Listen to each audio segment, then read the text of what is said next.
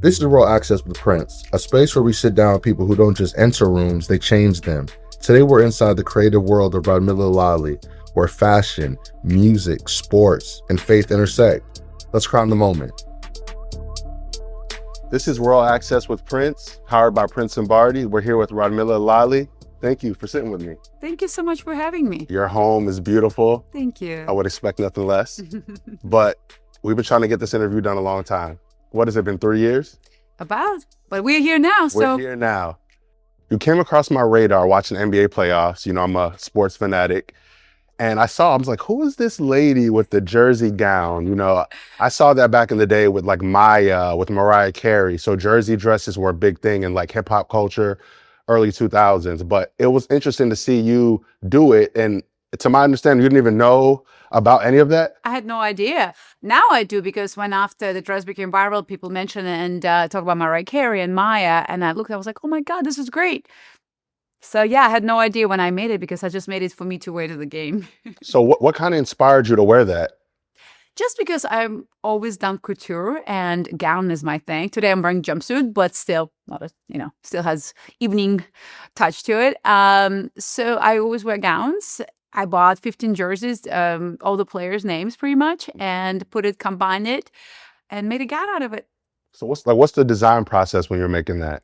So I like, in general, when I make gowns, I like corsets, because they like put you in a certain shape. So it was a kind of a simple design, like a little here, like oval here, and then corset, and underneath I had a lining of taffeta fabric, and the jerseys on top.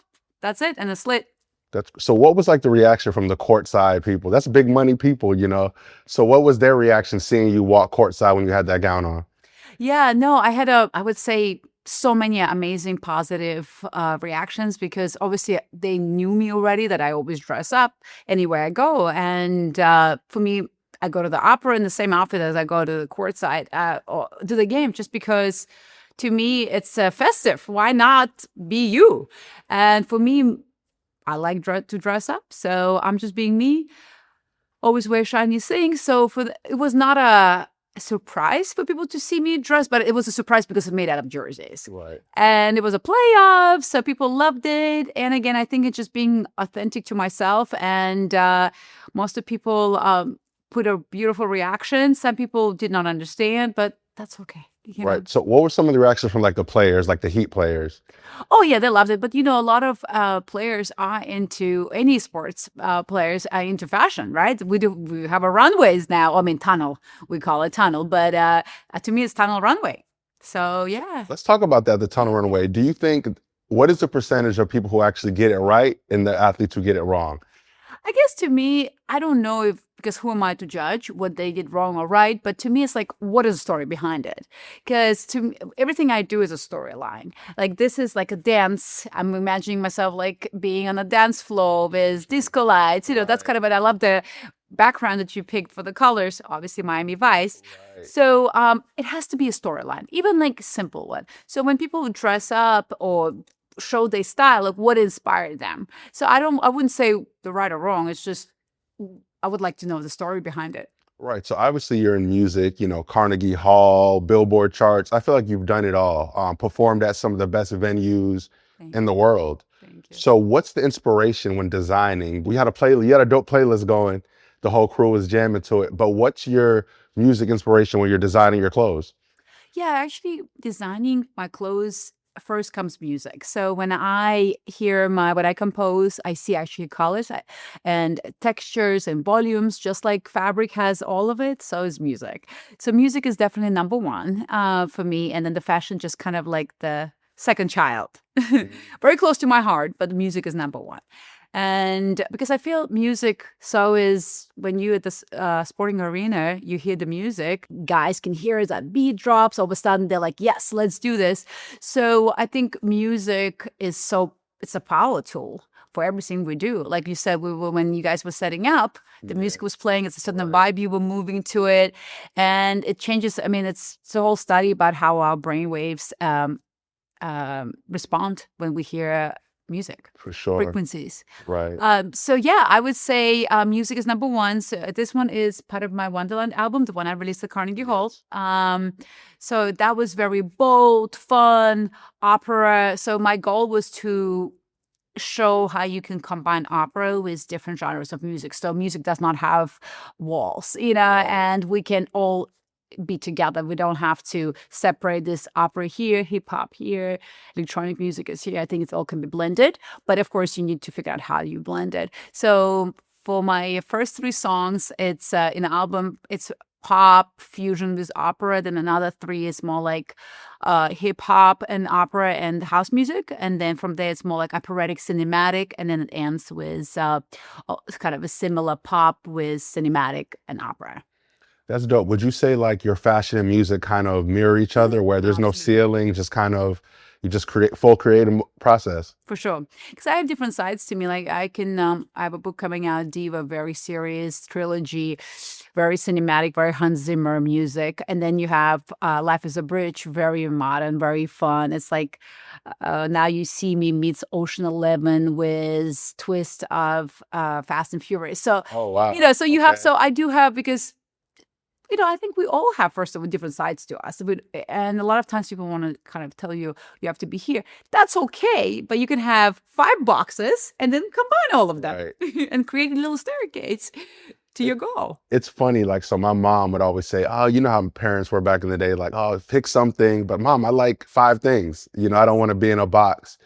You seem to like do that on a high level, right? Just a lot of people who, we all know the guy with the mixtape, he has a mixtape, he does other things, but none of it's on a high level. But it seems like all of your things are on a high level. Yeah, but I think you do have to start with one, meaning you have to, I'm all about scheduling and my plans. So I have a schedule until 2032 with all my goals, how I'm going to execute them. I'm sorry, what year? 2032.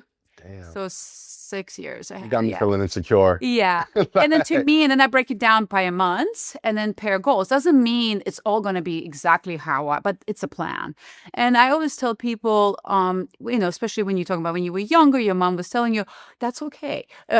Figure out your foundation. And then from there, you have to build it and obviously make money, because a lot of times people don't talk about like, okay, go for your dreams. Sure.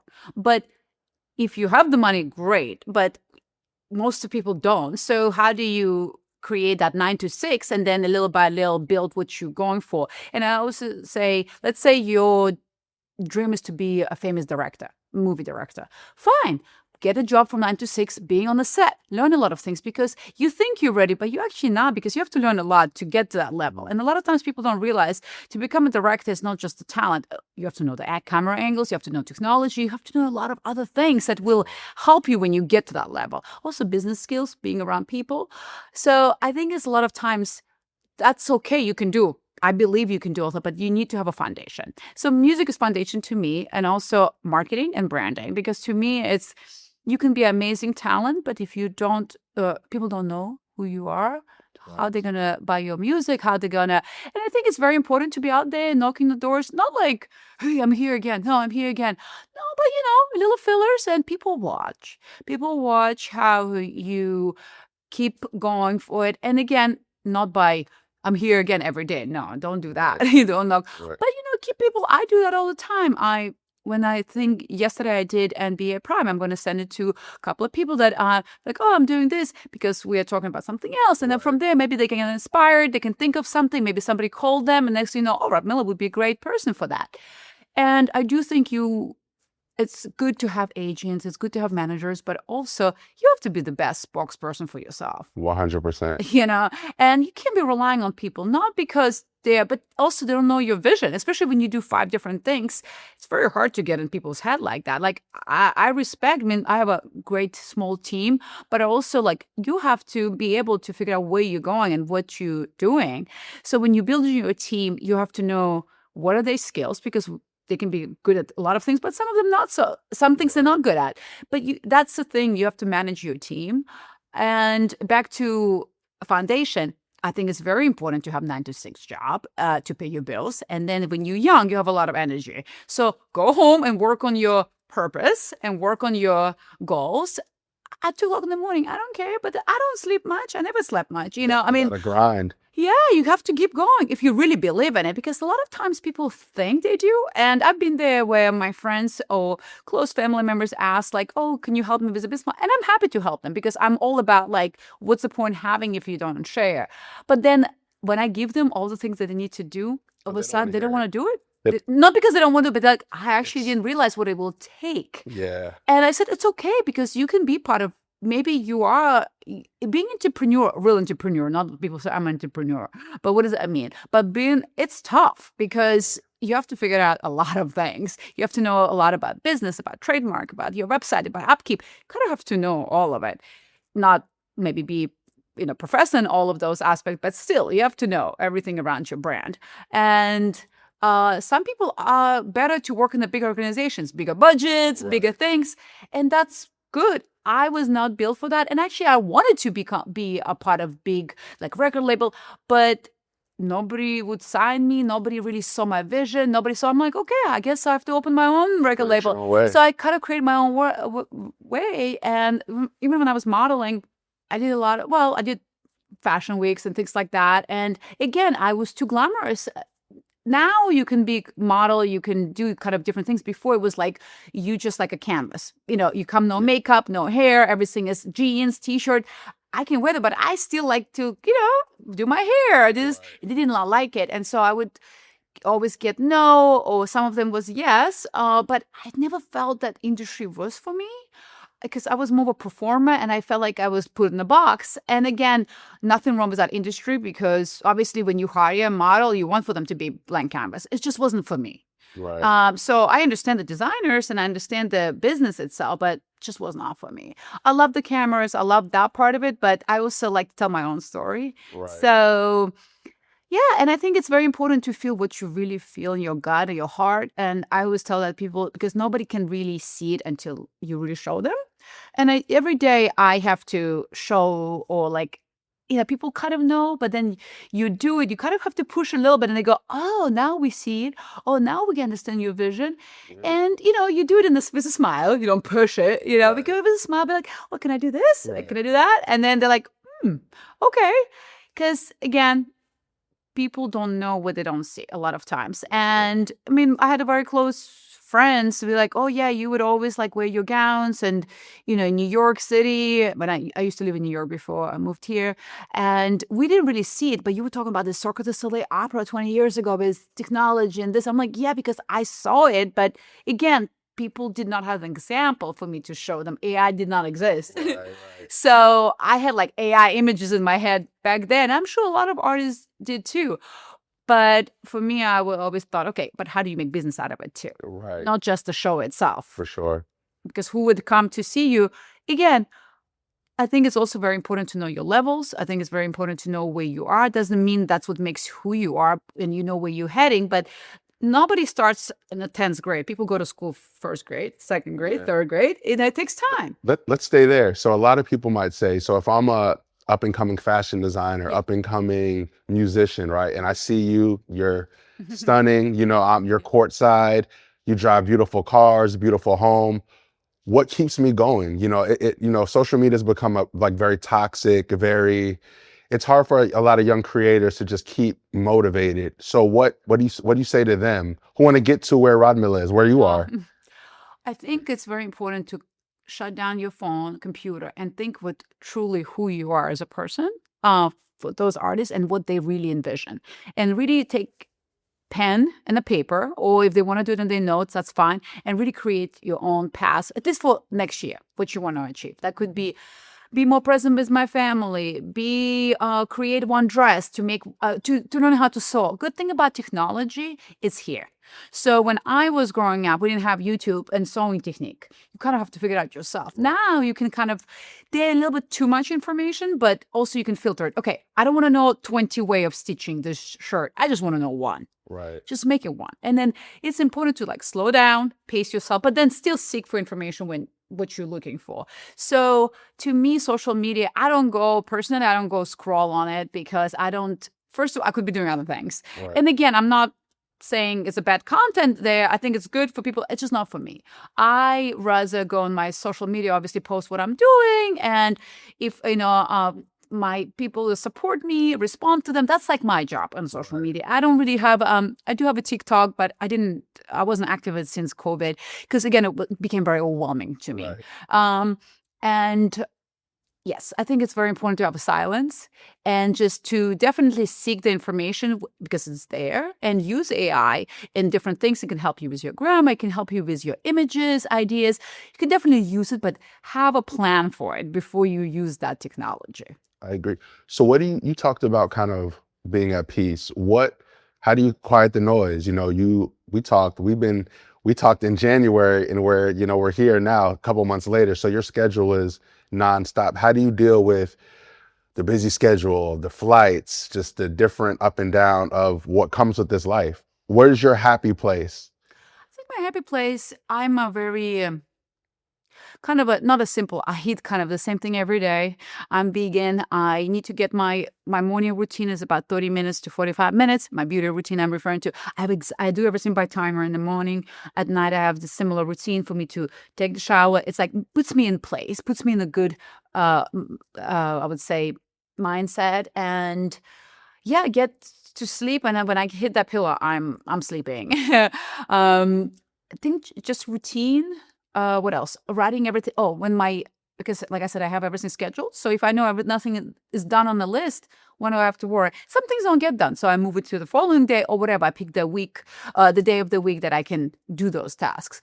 And that's what keeps me at peace. I am very spiritual. I say my prayers in the morning. I decided to read a Bible from beginning, from Old Testament, about 8 months ago, because obviously I'm a member of a church, but I always kind of know the Bible from this part, that part, but I never started from the beginning. And it's very interesting. The things that I am learning from it is that I'm writing a book, Diva, and a couple of things there, like they would meet by the water because that God sent them because the loved ones come from the water. And then in my book, she meets her first love before the Second World War II by the water. But things like that. Like I believe in science. Parallels. Yes, Sure. and that means I feel like it's a science. So that means I am on the right path. Right. So the prayers. I say my prayers in Russian because that's what I've learned from my mom. So yeah, that's kind of my routine. So I see the Steinway and Sons Yes. piano. So let's dive into the music. So being a little girl in Russia, what was your early musical inspirations? Being not from this country, what are you listening to? What are you seeing that's inspiring the younger you to be a musician? We had a lot of obviously Russian pop artists I would listen to. I was more gravitating towards richer voice and serious music. I would not say I like Mozart growing up. I was not very exposed much to classical music. I was not like that. I learned it more later in my life. My mom was very artistic, but my mother, she's here in Miami with me, but my mother is a person that she was so gifted in so many different ways. But I guess growing up back then, you don't think about being, pursuing your Different goals. times. It's different. Right. And I get it, but I also love taking her melodies that she would sing around the house growing up. I recorded them now, and I create orchestral music around it. Oh, that's amazing. So, and then my mom, she doesn't want to, but she's an amazing artist, like painting. And I make her, because she doesn't want to, but I make her. And then she's happy after it's done, paintings based on a storyline of a book. So now when I had exhibition a couple of weeks ago, I had her paintings. And she's like, why would you have my painting? I'm like, because it's beautiful. She got her certificate as an artist. Nice. It makes me feel good because I'm proud of my mother she gave me basic, the DNA is from her family, from my mom. So to me, it's like, why wouldn't I love? That's where I come from. And I always say, U.S., Russia is my DNA, and U.S. is like my parents. You need to have both. Okay. And obviously, I love United States. I've been here for 20 plus years. So, but I'm both. Right. I can't pick my. Right. So yeah. What was, I guess, your mindset? What did you think about the music business as a younger girl to now coming here, getting into the business, seeing the politics, just seeing the good, bad, and the ugly of it? What is your mindset of the music industry now? Well, I think a lot of times before in the classical world, or actually any music sport schools, they would not teach business. They would teach you become great musician. Wonderful. Well, great musician, but also in the box.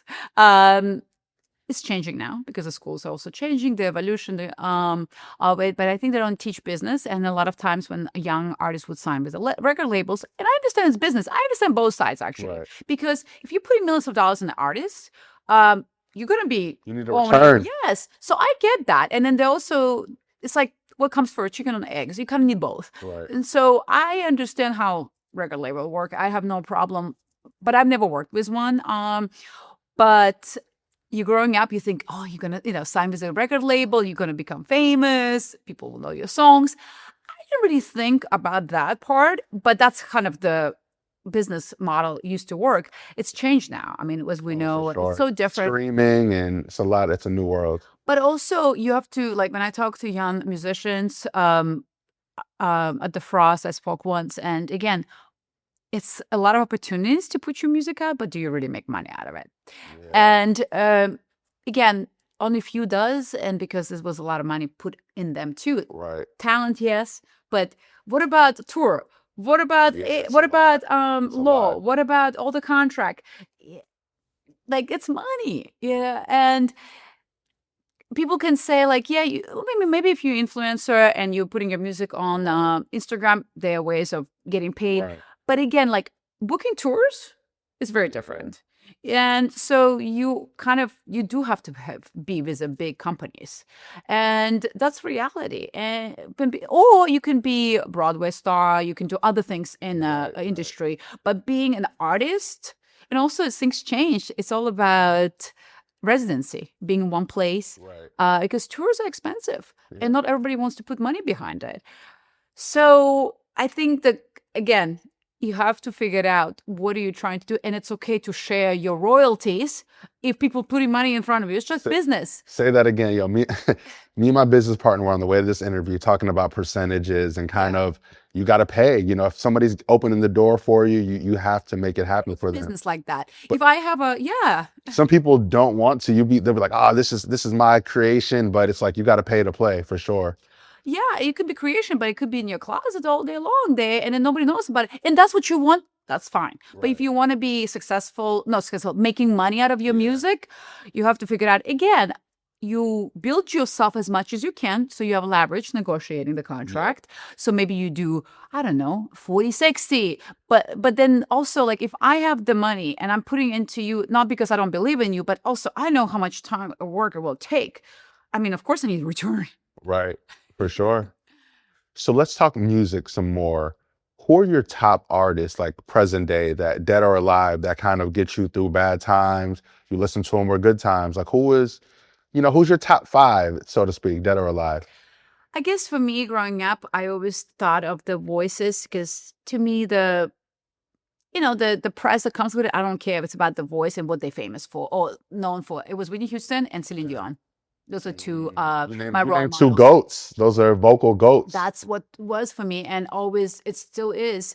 And because to me, it's about perfection of that, but what they're famous for, and they are the best, in my opinion. And so I try to, being honest, I can't listen to the music too much. I need silence because my mind goes crazy when I hear music. I start thinking about this and this and that. And I have all these ideas because my mind is just going everywhere. So I actually need silence.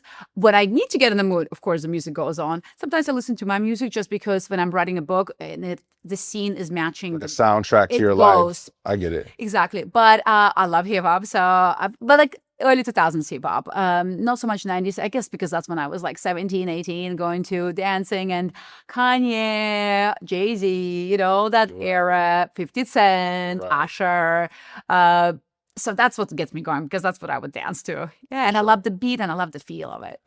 So, there's a lot of people who, they hate public speaking. They hate being in front of big crowds. And you do TED Talks, you do performances. So what is your mindset preparing to perform at a halftime show at baseball, for the Marlins or for the Heat? Do you ever get nervous? I don't think I get nervous now. I mean, maybe 10 years ago, but not anymore, because I think if you're prepared, things always goes a little bit wrong in the live shows. I mean, things will, and then you just want to make sure the list is under 10 things than 100 things. Right. You can't really, I mean, can't control when you're in the big arenas, the sound, the person didn't look this way.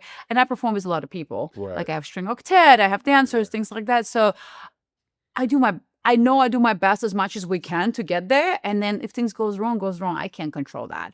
Of course, as an artist, you have to know how to for people not to see when it goes wrong. For example, I just performed 2 weeks ago. And when I did this dramatic code drop for the artist to paint it, my mic, the pack kind of was here. So, I continue singing, I put it back on and I continue going. I mean, that's just part of live performance. This is not a video shoot. And people love that. I mean, things go wrong. Right. And things go right too. I don't really get nervous. But you always think of, okay, what could be done better? So I'm thinking, okay, the camera angles could have been better on this side because I'm doing a lot of theatrical things. So things like that. And I think you get more and more comfortable with yourself as an artist and as a producer of the shows too. So yeah. For sure. So is there a difference with performing at a Heat game versus a classical, like a basketball arena or like a baseball stadium? Is there a difference in how you prepare for that and approach it? For sure. Definitely a lot of more click tracks in your ear because baseball, for example, was a good 2-3 seconds delay. So what people hear, I hear completely different. Right. So obviously 2-3 seconds is a big difference. And as you know, the key, if one person is singing one note and you hear another note, it doesn't match. It doesn't sound good.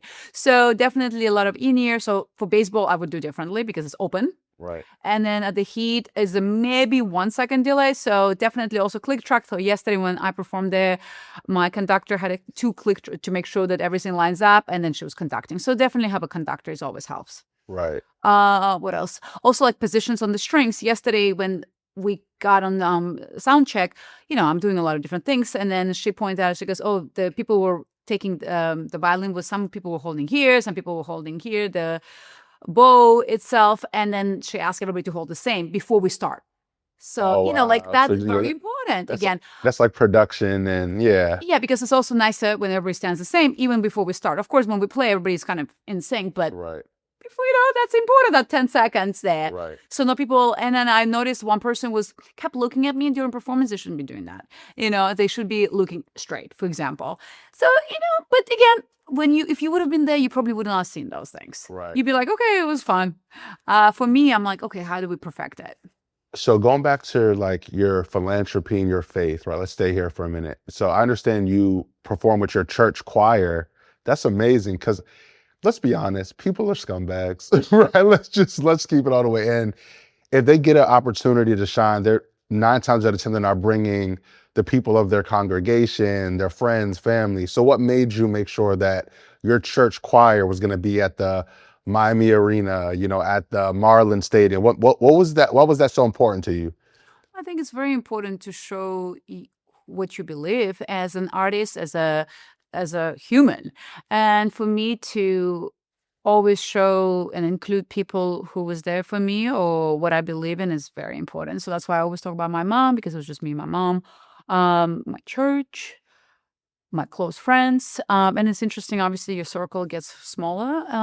I feel like in your 20s, you have different things. You appreciate different things in people. And I'm not saying that these people are bad or good. It's just you have different priorities. Right. And sometimes things don't align anymore. And you have to move on. So to me, I have a pretty small circle at this, people ask me how many friends I have. I'm like, friends, I don't know, under 10. I'm like, people I know. Right. And I like them, but doesn't mean they're my friends. So I think it was very important for me to show that. And our church is great. It's First Marian Presbyterian. It's in Brickell. Everybody's welcome. And why not? That's amazing. So how has, I guess, your passion for philanthropy, your passion for just your faith in general, how has it shaped the way you design, the way you make music? Because it's all relative, right? So how does it affect all your worlds? I think I always try to combine everything I do if I can. I'm on the board of Leap for Ladies. And I'm also very, very passionate, like crazy about animals. I sign over 50 petitions a day.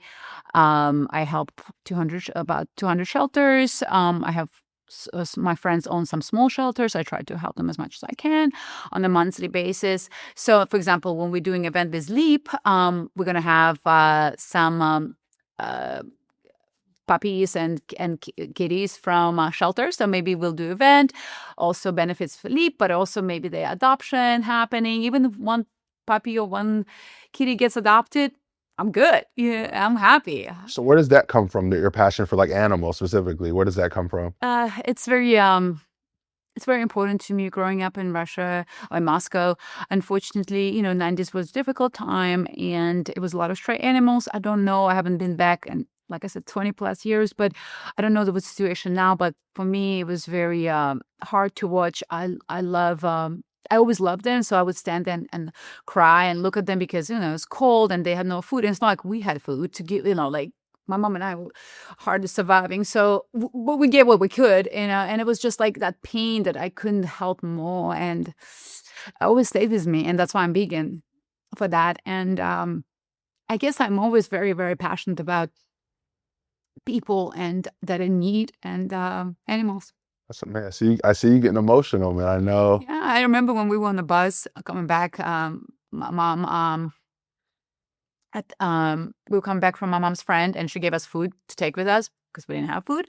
And we were on the bus, and the stray dog came on the bus, and my mom saw it, and I didn't even think about it. As I can't even really remember very well. And she just started giving all the food, and in the end, she gave all the food. We didn't have any food, and then that dog was, just fell asleep because he was so happy. And to me, that's what is most important. My mom always had that in her. Well, obviously, she's my mom, but I feel now I can do more, and that's why I work hard. Is because what I can do with this and how I can inspire and also financially help more individuals, people, animals, anybody I can. I don't know. It seems like people who come from humble beginnings, they kind of look at life with a different lens, right? Even when they get money or whatever, they always have that sense of, I got to give back, How much has your upbringing kind of kept you just humble, just gave you, because I mean, let's be honest, a lot of people of your status aren't humble. They're very kind of into their world and what they got going on, but you seem very passionate, like you're tearing up about like this. Why do you think some celebrities just kind of write a check versus kind of actually doing the work? I always wonder about that because I understand more if you come from not like if you come you're born rich. I understand that more where you like don't know any better. Right. But when you come from a humble background, and I'm like, where did you forget? Like where did you disconnect? And sometimes I see that I'm like, you kind of didn't like what it feels like not to have, and now you feel like you're better than someone else. And I think it's ego, and it's sad to see it because again, a lot of people give back and do beautiful things. Even if you write a check and you don't do physically, but just you write a check, okay. But to me, everything I do, I put my heart into it, me personally, and that's why I think it's very important for me to, if I can, talk to younger people or anyone, and can even inspire one person to do more for others, it's already my job is done. And so I don't know. I feel like I'm still like that little girl. Obviously, I'm not a little girl, but I feel like I'm still that little girl that was very in the shadow, and I had so much wanted to give, but I couldn't. And I guess because, I didn't have a voice, and to me, a lot of people don't have a voice, and I'm here to let them sing. For sure. Do you have like any kind of like imposter syndrome, coming from where you come from, where you almost, you belong, but you still kind of have an insecurity of, I don't know if it's the humility that kind of keeps you kind of more grounded, but like, you just want to make sure you stay in this position to be able to give back and set inspiration for people. So people call that imposter syndrome, where they're just kind of afraid. They know they're good enough to be there, but they still kind of have doubts about kind of their position. Yeah, it's kind of interesting because I'm so like, not when it comes to like money or anything like that, but I'm like, I did like when I'm on the stage, I'm deserved to be on stage. I feel very comfortable. because I feel like I have a lot to give when it comes to arts. But in the same time, I have a fear of not having financials, and so I can't take care of my family.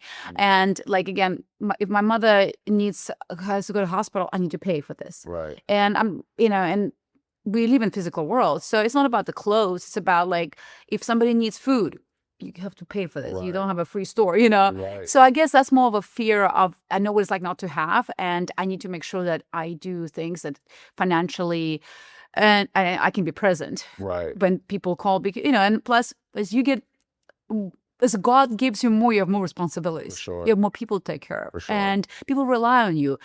Their education relies on you. They different things. So you want to make sure that you can continue doing that. And I would say more of that, not so much of, because I believe you can be living on the street. I don't know. But if you have potential, you belong everywhere. Right. So so it's like more of that. Okay. I got you. So I guess for me, talk about your partnerships, because Miami Heat, the Florida Marlins, the Miami Marlins. So talk about how they've been for you, during your journey and giving back, and what kind of partners they are to have. Yeah, I mean, Miami Heat is family, and it started me just having tickets and making friends. I have a very close friends from there, like 2 or 3, and it just started from that. Me going to the games, and you know what I do? I love doing this once a year. When the Christmas comes, I can't take care of everybody that works at the Heat, but the most immediate security and immediate staff, I buy perfumes for everybody. And this year I did all the vegan perfumes. Okay. And I don't know, about 100 of them or so. And I just feel like, because people, I love getting gifts, like small things, because who doesn't like a little gifts, and that makes them feel good and makes me feel like great. And so I became kind of close with everyone there, like the staff and I don't care about, I care about the players, obviously, but Miami Heat is much bigger than just the players. And also players get traded all the time. That's very disappointing. I did not know that. When I started going to the game, I'm like, you're a family. Oh, now you're not a family. Okay, you're a family. So, but the people that work at the Heat, been there for 20 plus years or more, since 1988. So it's actually, that's a family. For sure. Great. I made great connections, and from there, I think they like me. And when I ask for, when we can do something together, they were pretty open. And obviously, they weren't just like, okay, what are you going to, like, they ask all the things. You have to go through protocols. It's not just, like when I did before National Anthem, I have to tape everything before and make sure that, they like it. And we did it at my church. And I asked them if I can have my Presbyterian, my choir, my Presbyterian choir. And they said yes. And of course, they're like, okay, Radmila comes not just by herself. She comes with, strings and everything. So it looks beautiful, but also for them, it's like a lot more logistics. So, but they've been very good about it. But they're like, yeah, when Radmila says something, like, okay, here she comes with her people. But they've been very nice. And so this is my third performance with the Heat yesterday. So yeah, I did basically the halftime, I did the national anthem, and yesterday I did the pre-show. So kind of did it all. Trifecta.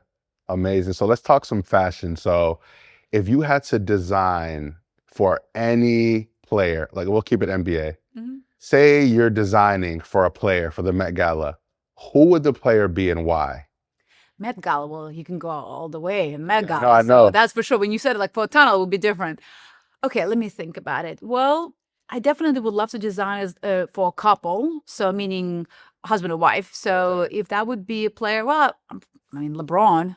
I have to say LeBron, and his wife is so beautiful and stylish. So probably for them.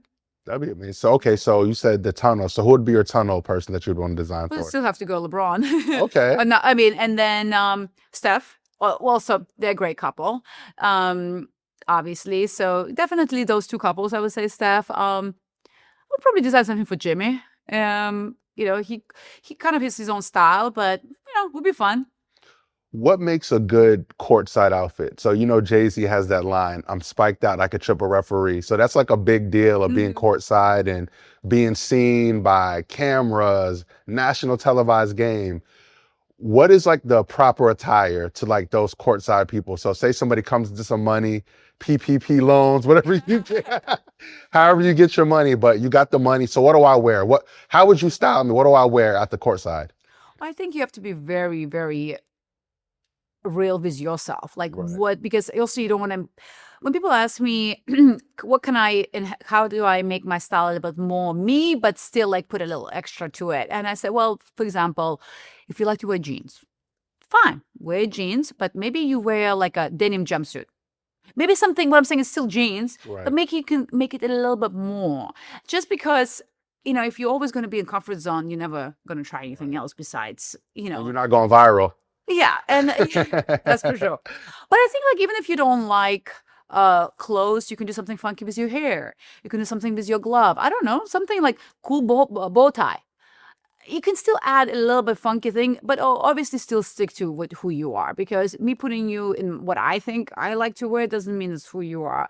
But if you ask me, and I would love to style, I like styling people based on their style. So if they say like jeans again, fine, we do jeans. What about belt? What about cool shoes? Because some people are about the shoes, right? So all about your handbag, or about your earrings. Right. As a woman, you can do a lot of different things without still stay in your comfort zone. As a man, I think you can do still, maybe you can do something to your jersey. Maybe you can wear a jersey on top of like a cool shirt. I don't know, like Right. what you're wearing, like a hat. It's a cool like catch, because obviously you think of Rolex, but it's relaxed. Right, for So sure. you can play around with that. I mean, if you want to wear a suit, you should wear a suit. Wherever Go you're what you comfortable. feel. I think you have to go with whatever you're comfortable with, and just think a little bit more like, what could I do a little more? And that's good. So what if I'm getting fly on a budget, right? I don't have Dior money. I got Fashion Nova money. I got, whatever. I don't Fashion Nova. I mean, the Right. thing is, I can buy things from all kind of places. I used to, in New York, I used to go to vintage stores, and that was my favorite thing. At 9 a.m., because nobody is there, I would go and dig into those things. And back then, you can find all these vintage pieces, stunning. And because also the craftsmanship from like 50s, 60s was so beautiful. And so I would go dig for goods, and then I would create my own stuff out of it. I would cut them up. So you can definitely go to a vintage store, and let's say you have $20. You can find a lot of very interesting things. It's just about what you want to do, because people don't need to. You can go to Dior and look like, Right. Just a mannequin thing. It's like not. Yeah, and then right. sometimes you like think that's gonna look good of you, but your body type is different. Right. It looks different. Right. So who are some of your like fashion inspirations? Like whether it could be a celebrity, a musician, who did you look? Your outfit now is giving like Madonna, Yeah. very like iconic. So who are some of your fashion inspirations? I think I do like clean cuts of Celine Dion, which she used to wear a lot.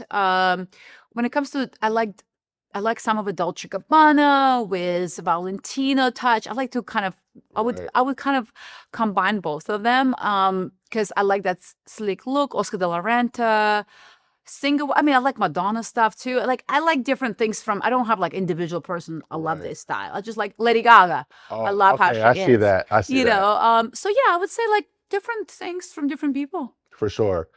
So we love the house, but we gotta go to your studio, and we gotta A lot of see funky pieces the there. billboard stuff. We gotta see the pieces. So you gonna take us over there too? For sure, and I'm gonna change. All right, let's do it. Perfect. y'all Thank soon. you.